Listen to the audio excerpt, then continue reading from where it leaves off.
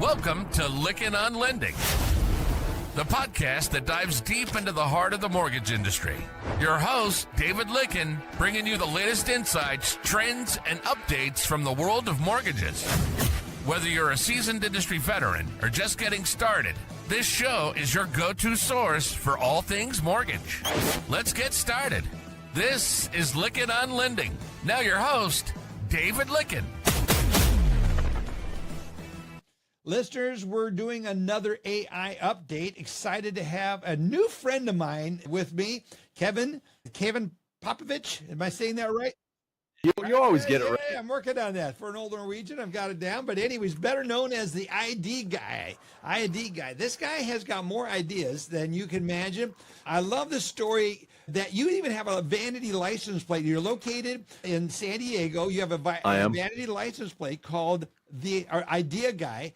And Idea Guy. Story about the car that pulled up to you. And this is just brilliant marketing and how this worked. Come on, tell me. So the short version of it is, for years I ran a creative shop called Idea House, and then it was at San Diego State, and I got selected to create the Idea Lab. So the school came out with a little bit that says, hey, it's the Idea Guy on campus. He's creating the Idea Lab. So walking around campus, and some guys, hey, it's the Idea Guy. Hey, how you doing? It was funny. And somebody goes, hey, you should see if the license plate's available. So I go on Cali DMV, and it's available. How Idea Guy isn't grabbed up, I got no idea. So I get it, put $39 onto this thing, put it onto my car, and 3 days into having it on my car, I'm going to play basketball at the club, and somebody's beeping me, and I thought I cut the guy off and stuff. I come up, and he's, put your window down.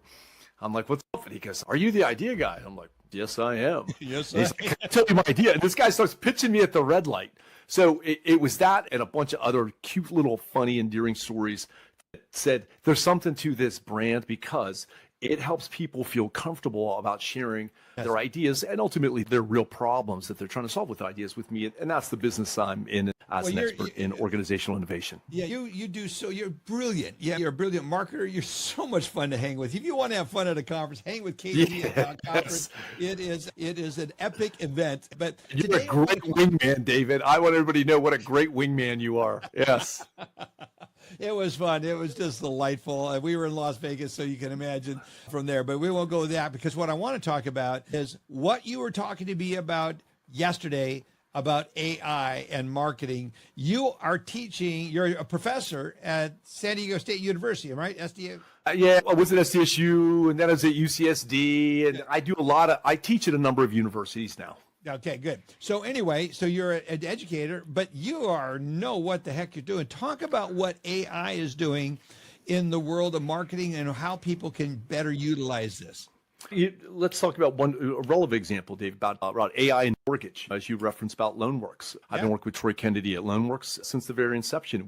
Troy and I have used AI into shaping the company and ultimately moving him into the position that LoanWorks is as a leader, pioneer, if you will, of mortgage loans in the space, partnering up with SunWest and Pavon and all those great people that we partner with. But I think the conversation about AI and mortgage really starts with efficiency. How to cut costs, how to speed up processing. But I think that really misses that bigger picture. And that's what we've seen at LoanWorks. That real opportunity is expanding access, right? Bringing credit to communities traditional lenders have overlooked. That's why I shared in my keynote for the Gulf Coast Business Coalition, AI isn't about the future. It's about whether leaders today are ready to reimagine their business models.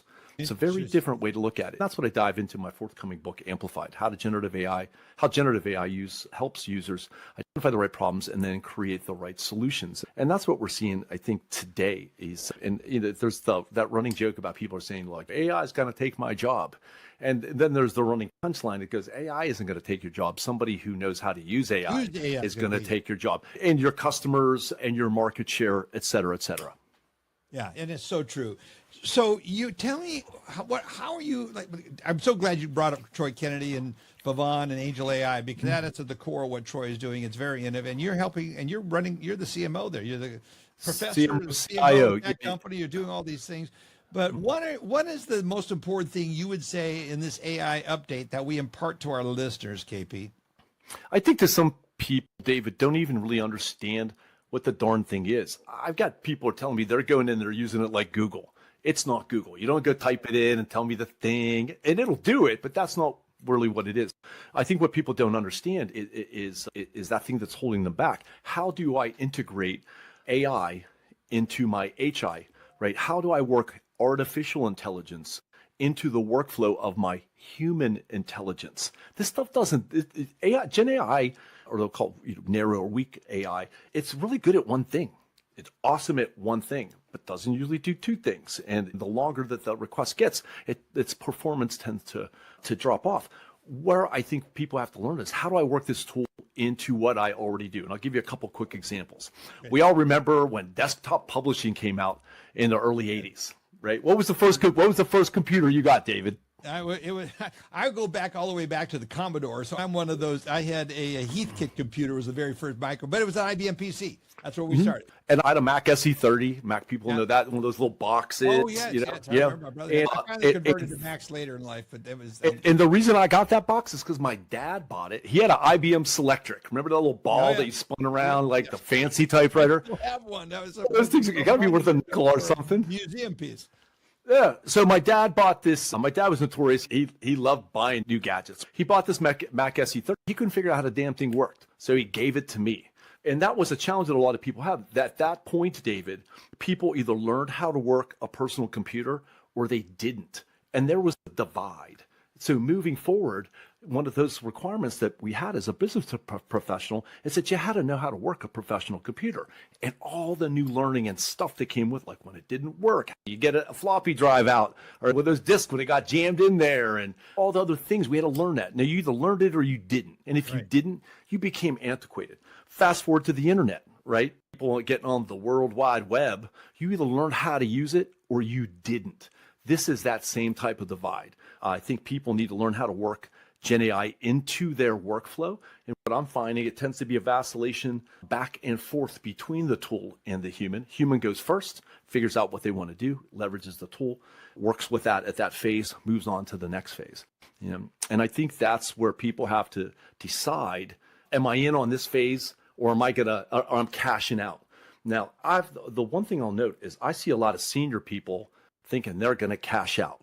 I think this is the best opportunity for you to extend your runway on your value to your organization and your career, because yes, younger kids may know how to use it, but they don't know what to ask, and they don't know the follow-up, and they don't have the experience and the wisdom to say, go this way, not that way, because it'll take you wherever you want to go, but you got to know where you're going in the first place, and you have to know how to ask those right directions to get you there. And that's the deficit I see that the young kids don't have. That's true. And there's wisdom. I'm reading a book. It's From Success to Success, but it's not the title. I have to think of the name of it, and I'll post it down in our show notes. But it's talking about that as you get older, you shift your expertise from being innovative to the wisdom that comes with it and delivering wisdom. And when we apply the wisdom that you have with years, those of us who are more senior in our careers, we can use the knowledge that we have to ask generative AI the more appropriate questions, get the results that we want. You hit on something that too long of prompts on a large language model have a tendency to degrade the answer. Did I hear you correctly on that? Not exactly the prompt. In fact, I think most people have a minimalist approach to a prompt. And for something that's important to me, it reads like an RFP, right? Even to get started, because you could just give it greater focus over time. Where Gen AI tends to lose its efficacy is in a thread. The farther that you go down, it starts to wane. Wane its efficacy over time. Yeah, if you go too long, so at some point where you're not getting it, you go and start a new one. But where you can save the cumulative learning is if for those listeners who have ChatGPT, which most people do, in my opinion, the best $20 you can spend on any Gen AI tool. Yeah. And the reason when you log in, you get that $20 membership or subscription is because you can create a project. Now that project is, again, just basic how to use Gen AI, but it puts all those threads in one place, and every time you run something, it learns from all the other stuff that you have reviewed and approved. Now, if you have a bunch of threads and you just let garbage come back and you never get any feedback, then I would be a little suspect of that body of knowledge. But if it is stuff that you have followed our best practices, where you give it a prompt and you give it feedback, hey, I like this, I don't like this, do it again, this isn't right, this is right, you correct it, you help it set up for success. If you have a bunch of those in a proper project, you can add additional files, and its focus becomes that body of knowledge. And that is the best practices that we teach in all my workshops with my clients, as well as most people are learning in their own. So let's talk about your workshops. I want to take a moment to promote KP, because listeners, you need to get to know this guy. There's so much knowledge in him. He's a professor. He's working it in practical, real world, like places like Loanworks with Troy. What are your workshops? How can people learn more? Are they virtual? Are they in person? How are you doing this? Yeah, I do them on site online. I did a series, for instance, for the University of Southern Mississippi called Empowering Creativity. And it's really two parts. And it's the same thing as creativity. Empowering Creativity. Yeah. And there's two parts. There's problem and solution. So there's a day workshop where I teach Gen AI powered problem statements.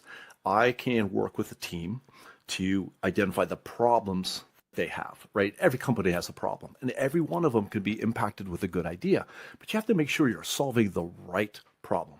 I've seen customers in my agency experience telling me they got a sales problem. It was a brand problem. Looks the same, but the solutions are very different. So if you don't pick the right solution, the problem is going to remain. I see companies time after time solving the wrong problem very well. They put good money. That's interesting. Wait, what do you mean by solving the wrong problem, really? I have some insights what you mean, but explain to that. So they move forward on something. They get into it, and they're like, oh, the problem is, in my example, it's a sales problem. So they cut all the sales incentives. They put all these salespeople. They make all this effort, and it's a great program, and everybody loves the program and the sales guys, and they're spending out money.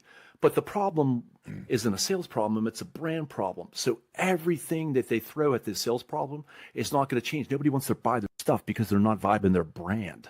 So understanding the real problem to solve is the whole thing I teach in the first half of my book. It's a 2-sided book. And the first day of my workshops, making sure that you can move from problems, which tend to be people just bitching about stuff, into a problem statement, which is an actionable, measurable statement that has KPIs in it. And how to use generative AI to challenge you and your team's thinking so that you can be sure the problem is right here, so that anything you do is at least in the right space, for God's sake. Yeah. I am really wanting people to get a hold of you, KP. Can you send me a link to your book so they can read the book and then have you come on? So you do these workshops at different places around the country. You're willing to fly to companies' offices and help them. Yeah, we do that frequently. There's several corporate headquarters right now that I'm consulting to right now that could really use this. They're stuck.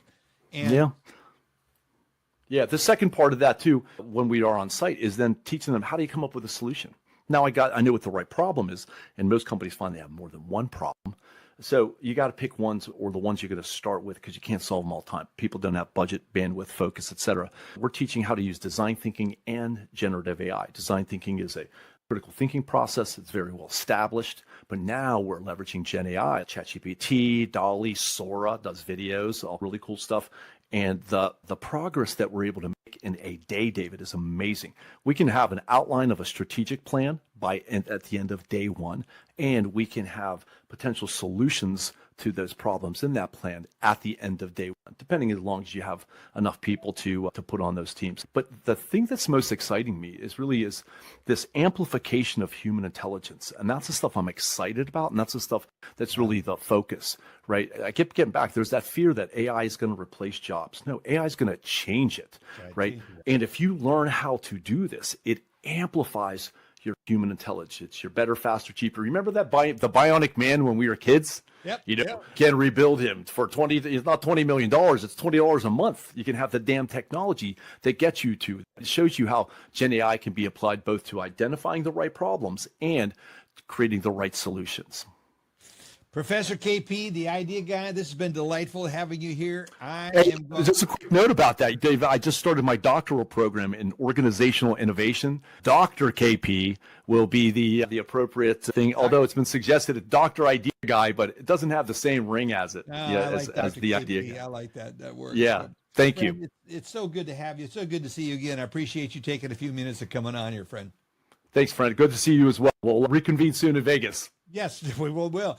So best way for people to reach you? At theideaguy.us. I'm also on LinkedIn. I've got a newsletter called What's Your Problem?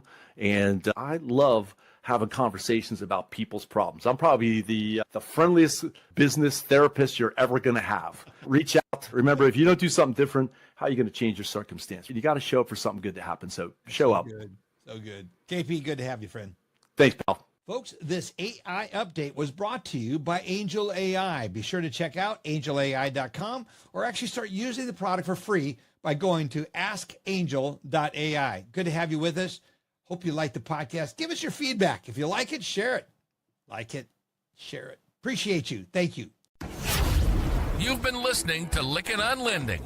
Our passion is to bring you the latest insights, trends, and updates from the world of mortgages. So on this show, if you're a seasoned industry veteran or just getting started, it's your go-to source for all things mortgage.